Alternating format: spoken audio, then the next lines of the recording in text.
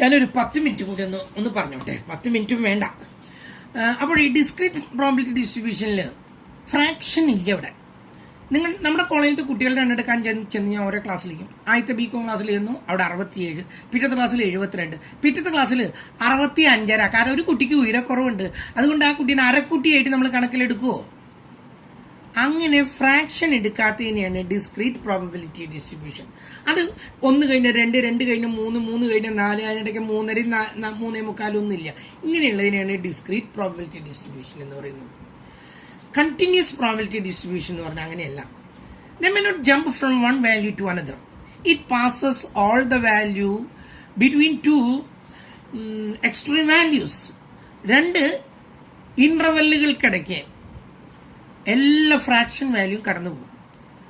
നിങ്ങളുടെ ഹൈറ്റ് എടുക്കുകയാണ്, 4 അടിയുള്ള ഒരു കുട്ടി പിറ്റേ ദിവസം നോക്കി പോയിട്ട് 5 അടിയായിട്ട് ഇങ്ങനെ എഴുന്നേറ്റ് നിൽക്കും. അതില്ല.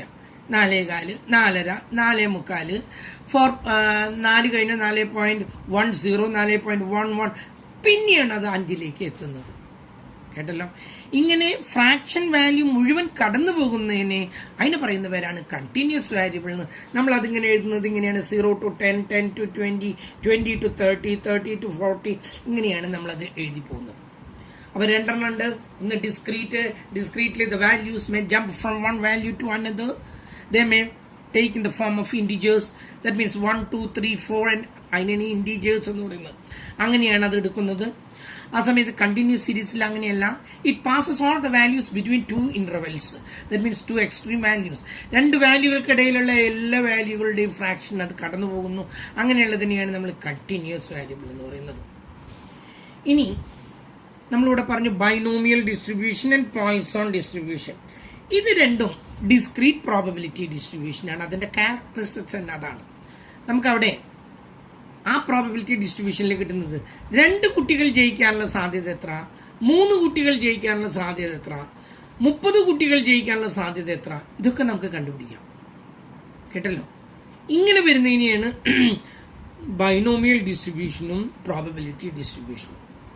ആ സമയത്ത് കണ്ടിന്യൂസ് തിയററ്റിക്കൽ ഡിസ്ട്രിബ്യൂഷനിൽ വരുന്നത് normal distribution, exponential distribution, uniform distribution. അത് 3 എണ്ണമാണ് കണ്ടിന്യൂസ് പ്രോബബിലിറ്റി ഡിസ്ട്രിബ്യൂഷനാണ്. ആ 3 എണ്ണം അത് ഫ്രാക്ഷൻ കാണിക്കാൻ പറ്റും. അതിലിപ്പോൾ നമുക്കിപ്പോൾ വേണമെങ്കിൽ 10ൻ്റെയും 20ൻ്റെ ഇടയ്ക്ക് മാർക്ക് കിട്ടിയിട്ടുള്ള കുട്ടികളുടെ എണ്ണം എത്ര, 3.5 ഇഞ്ചിനും 5.5 ഇഞ്ചിനും ഇടയ്ക്ക് കുട്ടികളുടെ ഹൈറ്റുള്ള കുട്ടികളുടെ എണ്ണത്ര, ഇതൊക്കെ കണ്ടുപിടിക്കാൻ ഫ്രാക്ഷനൊക്കെ കണ്ടുപിടിക്കാൻ പറ്റുന്നതാണ് കണ്ടിന്യൂസ് പ്രോബബിലിറ്റി ഡിസ്ട്രിബ്യൂഷൻ. പക്ഷേ ഇതിൻ്റെ കേസിൽ ഡിസ്ക്രീറ്റ് പ്രോബബിലിറ്റി ഡിസ്ട്രിബ്യൂഷൻ്റെ കേസിൽ അത് പറ്റില്ല. റൗണ്ട് ഫിഗറുകളിൽ മാത്രമേ ഇത് ഒതുങ്ങി നിൽക്കൂ. ഇനി നമ്മളിനി പ്രോബ്ലത്തിലേക്ക് മെല്ലെ കിടക്കാണ്. നമ്മൾ ആദ്യം പഠിക്കുന്നത് ബൈനോമിയൽ ഡിസ്ട്രിബ്യൂഷൻ എന്നാണ്. ആദ്യത്തേതിൻ്റെ പേര് ബൈനോമിയൽ ഡിസ്ട്രിബ്യൂഷൻ. എന്താണ് ബൈനോമിയൽ ഡിസ്ട്രിബ്യൂഷൻ എന്ന് നോക്കാം. Binomial distribution is associated with the name James Bernoulli, a Swiss mathematician. സ്വിസ്സുകാരൻ ഒരു മാത്തമാറ്റീഷ്യൻ്റെ പേരാണ് ജെയിംസ് ബെർണോലി. അതുകൊണ്ട് തന്നെ ഈ ബൈനോമിയൽ ഡിസ്ട്രിബ്യൂഷന് മറ്റൊരു പേരും കൂടിയുണ്ട്, ബെർണോലി ഡിസ്ട്രിബ്യൂഷൻ. BERNOULLI. ജെയിംസ് ബെർണോലി എന്നുള്ള വാക്കിൽ നിന്നാണ് ഈ ബെർണോലി എടുത്തത്. ഇതിൻ്റെ മറ്റൊരു പേരാണ് Bernoulli distribution, because this Bernoulli derived from the name of James Bernoulli. It is a discrete probability distribution. ഇതൊരു discrete probability distribution ആണ്. ഞാനിവിടെ പറഞ്ഞതാണത്. പിന്നെ it is used in those cases where there are 2 results. One is success and other one is failure. That means it is used in those cases which are having dichotomous result. Dichotom എന്ന് പറഞ്ഞാൽ 2 എന്നുള്ള അർത്ഥത്തിലാണ് ഈ ഡൈക്കോട്ടം എന്ന വാക്ക് ഉപയോഗിക്കുന്നത്. 2 റിസൾട്ടുകൾ ഉണ്ടാകുന്ന കേസിൽ ഒരു ഡൈ ഞാൻ ടോസ് ചെയ്യുന്നു. ഹെഡ് എനിക്ക്, ടെയില് മറ്റേ ആൾക്ക്.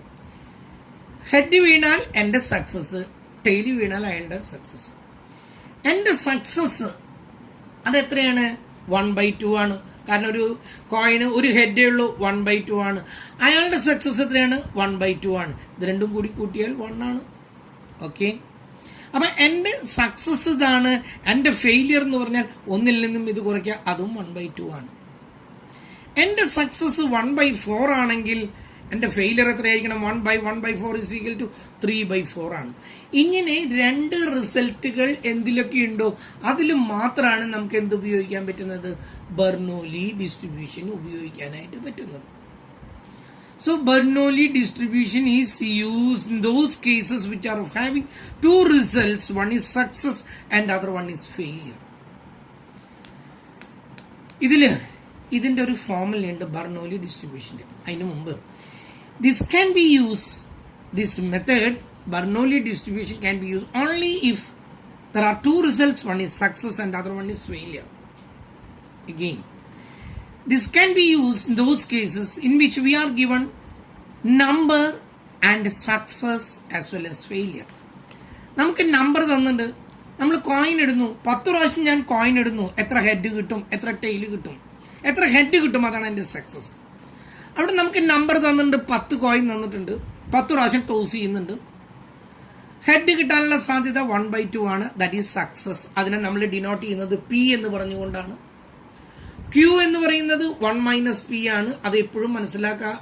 1 - p that is equal to Q. എപ്പോഴും 1 - p ആണ് ക്യൂ കിട്ടി നമുക്ക്. അപ്പോൾ ഹെഡ് എനിക്ക് കിട്ടാനുള്ള സാധ്യത 1/2 ആണ്. അത് ഒന്നിൽ നിന്നും കുറച്ചു, അപ്പോൾ ക്യൂവും കിട്ടി 1/2. ഇങ്ങനെ രണ്ട് സാധ്യതകൾ ഉണ്ടെങ്കിലേ ഞാൻ എന്ത് ഉപയോഗിക്കാറുള്ളൂ? എനിക്ക് ബൈനോമിയൽ ഡിസ്ട്രിബ്യൂഷൻ ഉപയോഗിക്കാൻ പറ്റുള്ളൂ. ഇനി ഇവിടെ this trials can be repeated. നമ്മൾ ഈ കോയിൻ ടോസ് ചെയ്യുന്നു, ഒരു പ്രാവശ്യം എത്ര പ്രാവശ്യം വേണമെങ്കിൽ ടോസ് ചെയ്യാൻ പറ്റണം. മറ്റൊന്ന്, the trials can be done in the same condition. ഞാൻ പുറത്തു നിന്നിട്ടൊരു 5 പ്രാവശ്യം ടോസ് ചെയ്തു, അകത്ത് പോയിട്ട് ആരും കാണാൻ അത് പറ്റില്ല. ഒരേ കണ്ടീഷനിൽ തന്നെ ഞാൻ ടോസ് ചെയ്യണം. എങ്കിൽ മാത്രമേ നമുക്ക് എന്ത് പറയാൻ പറ്റുള്ളൂ? ബെർണോലി ഡിസ്ട്രിബ്യൂഷൻ അഥവാ ബൈനോമിയൽ ഡിസ്ട്രിബ്യൂഷൻ അപ്ലൈ ചെയ്യാൻ പറ്റുള്ളൂ. ഓക്കെ, ഞാൻ ഇതിൻ്റെ ഫോർമുല ഒന്ന് എഴുതാണ്. ഇത് അവിടെ ശ്രദ്ധിക്കും. Probability distribution of R.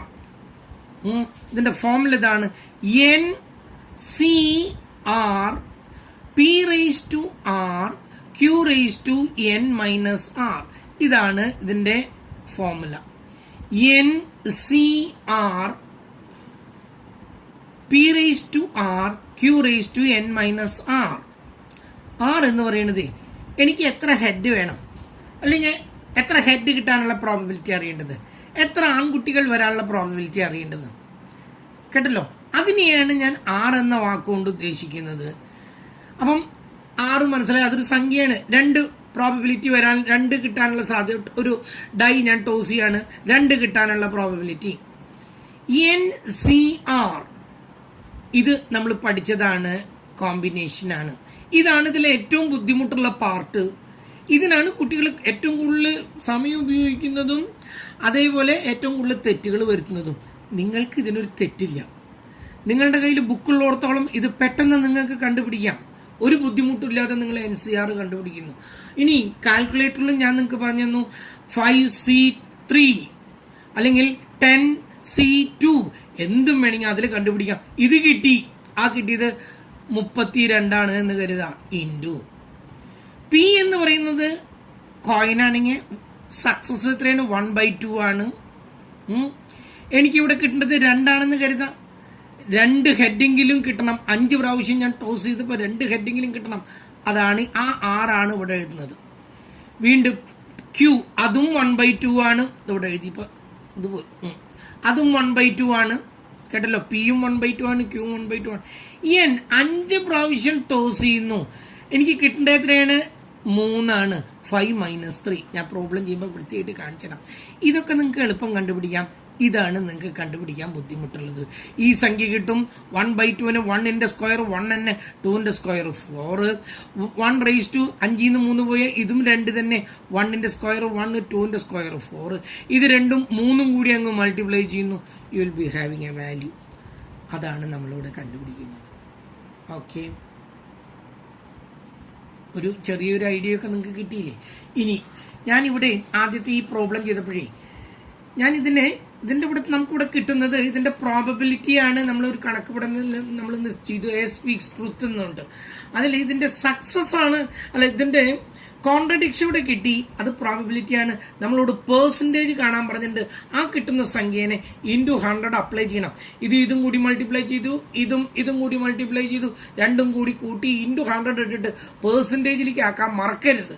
അത് ഞാൻ അവിടെ പറയാൻ വിട്ടുപോയി, കേട്ടല്ലോ. And that's all for today. Okay, then next day.